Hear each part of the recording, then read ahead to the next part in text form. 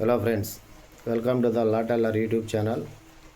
అసలు రిమాండ్లు ఎన్ని రకాలు, కస్టడీలు ఎన్ని రకాలు అనేది ఇప్పుడు నేను మీకు చెప్తాను. పోలీస్ స్టేషన్ నుండి డైరెక్ట్గా ఎఫ్ఐఆర్ అయిన తర్వాత 24 అవర్స్లో ఆ ఎఫ్ఐఆర్ కాపీని సదరు మ్యాజిస్ట్రేట్ కోర్టుకి పంపించాలి. అలాగే పోలీసు వారు కోర్టుకు తరలించే కస్టడీని రిమాండ్ అంటారు. అలాగే ముద్దాయిని ఎవరినైతే రిమాండ్కి అంటే జ్యుడిషియల్ కస్టడీలో ఉన్నాడో కోర్టు కస్టడీకి పంపించిందో ఆ కస్టడీ కాకుండా పోలీసు వారు ఇంకా ఇన్వెస్టిగేషన్ కంప్లీట్ అవ్వలేదని చెప్పి పిటిషన్ ఫైల్ చేసుకుని పోలీస్ కస్టడీ అడుగుతారు ముద్దాయిని ఇన్వెస్టిగేషన్ పర్పస్ నిమిత్తం.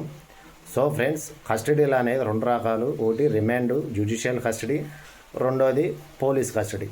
పోలీస్ కస్టడీ అనేది కేవలం పోలీసు వారు కోర్టులో పోలీస్ కస్టడీ పిటిషన్ వేసుకుని మాత్రమే ఆ ముద్దాయిని కోర్టు పర్మిషన్ తీసుకుని పోలీస్ కస్టడీకి తీసుకుంటారు ఫ్రెండ్స్. ఇన్వెస్టిగేషన్ కంప్లీట్ అవ్వని పనిలో మాత్రమే, ఇన్వెస్టిగేషన్ కంప్లీట్ అవ్వనప్పుడు మాత్రమే పోలీస్ కస్టడీకి పోలీసు వారు పిటిషన్ వేసి తీసుకుంటారు ఫ్రెండ్స్.